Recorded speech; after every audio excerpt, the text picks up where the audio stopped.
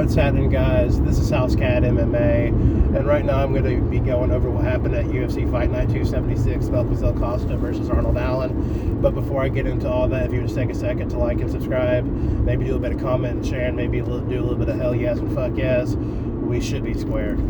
Take 14. Take 14. Taking the scenic route. And then, you know, me and my pops were watching Once Upon a Time in Hollywood earlier, like 12 minutes ago, and that's the second best film ever made. Everybody knows Fear and Loathing in Las Vegas is the first best film ever made. But yeah, Once Upon a Time in Hollywood, good piece of cinema. Fantastic.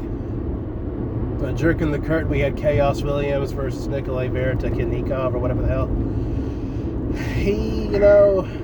Nikolai wanted to get some shit popping the whole time. He was trying. But Chaos Williams just overwhelmed him with strikes and just eventually put him away with, he was just chaosing in there. The TKO'd him toward the end of the first round. Then he had Timothy Kuwamba versus Bernardo Sopaj.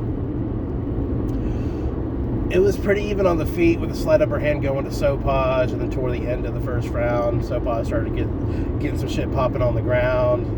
Then in the second round, Sopaj dropped Kuwamba and probably hit him 1,116 times and got the 16 TKO. or 17 at least. Yeah, either. It's probably 17. And got the TKO win. And then you had Motes Bukauskas versus Christian Edwards. I really wanted Christian Edwards to win. I thought he was going to do better with his wrestling. He did an okay job of keeping Bukauskas against the cage. But Bukauskas was just able to hit him a little bit. Edwards did enough to get one judge to score it in his favor. But yeah, Bukauskas won that fight. But if he wants to be any kind of upper echelon light heavyweight, he's got to look better than that against Christian Edwards, Leon Edwards' step cousin. Then we had Juan Diaz versus Malcolm Elmaker. I was bummed out about this one because I like Malcolm Elmaker, considering how we hail from the same state, similar in age, same height. He looks like Sway Lee a little bit.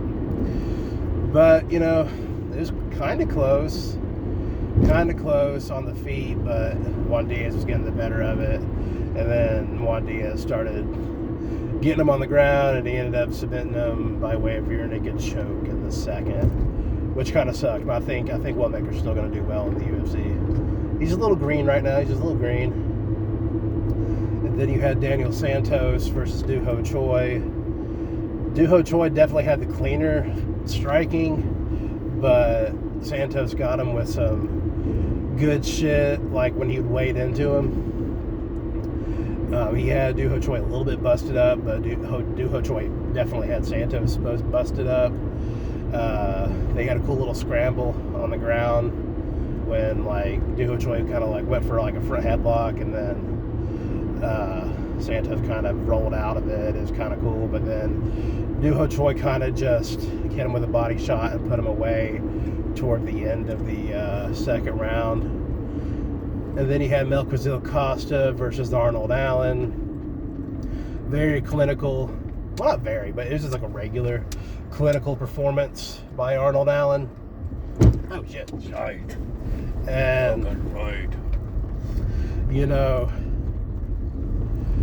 Just on the feet, Arnold Allen was kind of busting him up on the ground.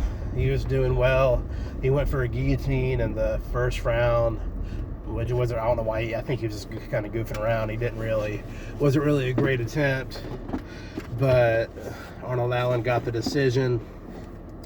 Good on him. I think I went 4-2 on my picks. And then you had, the Netflix card. Francis Ngannou damn near killed Felipe Lins. Mike Perry busting Nate Diaz up pretty proper. And Ronda Rousey won the fixed fight of the century, 17-second armbar. But hell yeah, fuck yeah. This is House Cat MMA, and I will catch y'all sons of bitches later.